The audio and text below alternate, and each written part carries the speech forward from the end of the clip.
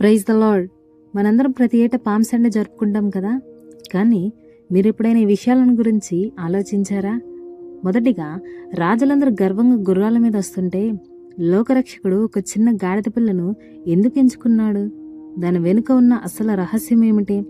రెండవదిగా, మనం పట్టుకునే ఈ పచ్చని మట్టలు సరిగ్గా ఏడాది తర్వాత నల్లటి బూడిదగా ఎందుకు మారతాయి? ఆ బూడిదకు మన పాప క్షమాపణకు ఉన్న సంబంధం ఏమిటి? మూడవదిగా, ప్రజలందరూ హోసన్నా అని అరిచారు కదా, అది దేవుని పొగిడే పదం అనుకుంటున్నారా? కానే కాదు. దాని వెనుక ఒక భయంకరమైన ఆర్తనాదం దాగి ఉంది. అదేమిటో మీకు తెలుసా? ఈ ప్రశ్నలన్నిటికీ సమాధానాలు మరియు పామ్ సండే గురించి మీకు తెలియని మరిన్ని ఆశ్చర్యకరమైన విషయాలను ఈరోజు మన వాయిస్ ఆఫ్ గాడ్ వీడియోలో తెలుసుకుందాం. మీరు ఒకవేళ నిజమైన క్రైస్తవులైతే ఈ మర్మాలను ఖచ్చితంగా తెలుసుకోవాలి. వీడియోని స్కిప్ చేయకుండా చివరి వరకు చూడండి. మొదటిగా, సుమారు 2000 సంవత్సరాల క్రితం యేసుక్రీస్తు తన శిష్యులతో కలిసి యెరూషలేము పట్టణానికి సమీపంలో ఉన్న ఒలీవల కొండ దగ్గరకు వచ్చారు. అక్కడ ఆయన 2 శిష్యులను పిలిచి, ఎదురుగా ఉన్న గ్రామంలో ఎవరు ఎక్కని ఒక గాడిద పిల్ల కట్టబడి ఉంటుంది, దానిని విప్పి తీసుకురండి. ఎవరైనా అడిగితే ప్రభుకి ఇది కావాలి అని చెప్పండి అని పంపారు.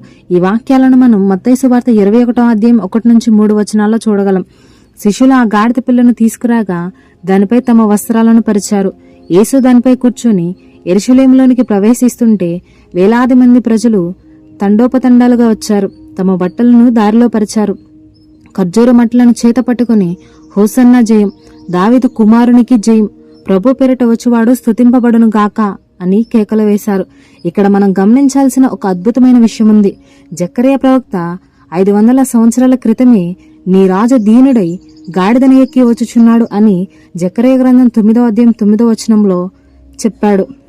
ప్రజలు యేసుని ఒక రాజకీయ విముక్తి ప్రదాతగా ఊహించారు. కానీ ఆయన వచ్చింది ఆత్మల విముక్తి కోసం. ఈ క్లారిటీ లేకపోవటమే తరువాతి రోజుల్లో ప్రజల నిరాశకు కారణమైంది. ఆ కాలంలో రోమన్ సైన్యాధిపతులు యుద్ధం గెలిచి వస్తే గొప్ప గుర్రాలు, రథాలు, ఆయుధాలతో భారీ ట్రయంఫ్ ఊరేగింపు చేసేవారు. యేసుక్రీస్తు గాడిద మీద రావడం అనేది రోమన్ల సైనిక శక్తికి ఒక శాంతియుత నిరసన వంటిది. లోకరాజ్యాలు ఆయుధాలతో వస్తాయి, నా రాజ్యం ప్రేమతో వస్తుంది అని ఆయన నిరూపించారు. ఆ కాలంలో గుర్రం అంటే యుద్ధం మరియు గర్వం, కానీ గాడిద అంటే శాంతి మరియు దీనత్వం. లోకరక్షకుడు యుద్ధం చేయడానికి రాలేదు, మన పాపాల నుండి మనల్ని విముక్తి చేసి మన హృదయాల్లో శాంతి నింపడానికి వచ్చారని ఈ గాడిద ప్రయాణం నిరూపిస్తుంది. రెండవదిగా, మిత్రులారా, క్రైస్తవ ఆచారాల్లో మనకు ఒక వింత కనిపిస్తుంది. గత ఏడాది మనం ఎంతో ఉత్సాహంతో జైధ్వనాలు చేస్తూ పట్టుకున్న పచ్చని మట్టలు సరిగ్గా ఏడాది తర్వాత నల్లటి బూడిదగా ఎందుకు మారతాయి? ఆ బూడిదను మనం నుదుటిపై సిలువ గుర్తుగా ఎందుకు దిద్దుకుంటాం? దీని వెనుక ఉన్న మర్మం ఏంటి? నిజానికి ఆ పచ్చని మట్టలు మన భక్తికి ఉదాహరణ అయితే, ఆ బూడిద మన పశ్చాత్తాపానికి గుర్తు. యేసుక్రీస్తు యెరూషలేములోనికి ప్రవేశిస్తున్నప్పుడు ప్రజలు హోసన్నా అని కేకలు వేస్తూ ఈ మట్టలని రోడ్డుపై పరిచారు. కానీ అదే ప్రజలు కొద్ది రోజులకే ఆయనను సిలువ వేయండి అని అరిచారు. అంటే మన భక్తి ఎంత త్వరగా మారిపోతుందో, మన హృదయాలు ఎంత త్వరగా పాపం వైపు మొగ్గుతాయో ఈ ఎండిపోయిన మట్టలు మనకు గుర్తు చేస్తాయి.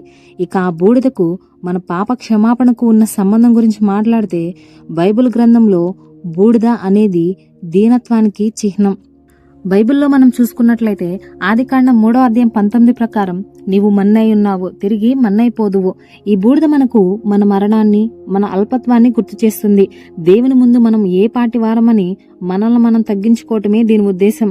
పాత నిబంధనలో ఎవరైనా తప్పు చేసినప్పుడు బూడిదలో కూర్చొని పశ్చాత్తాపడేవారు. మనం కూడా మన పాపాల్ని ఒప్పుకుంటూ, ప్రభువా నా హృదయాన్ని శుద్ధి చేయి అని అడగడానికి ఈ బూడిద ఒక బాహ్య గుర్తు. అందుకే చర్చిలో ఈ బూడిదతో శిలువ గుర్తు వేసేటప్పుడు అది మనకు ఇచ్చే ఒకే ఒక్క ఉద్దేశం ఏంటంటే, నీ పాపాలను విడిచిపెట్టు, క్రీస్తు వైపు తిరుగు. కాబట్టి మిత్రులారా, ఆ బూడిద కేవలం నలుపు రంగు కాదు, అది మనం కడిగి వేయబడిన పాపాలకు సాక్ష్యం. ఎండిపోయిన మట్టి వంటి మన జీవితాలను దేవుడు తన కృపతో మళ్లీ చిగురింపచేస్తాడు. ఈ లెంట్ కాలంలో ఆ పశ్చాత్తాపంతో ముందుకు సాగుదాం.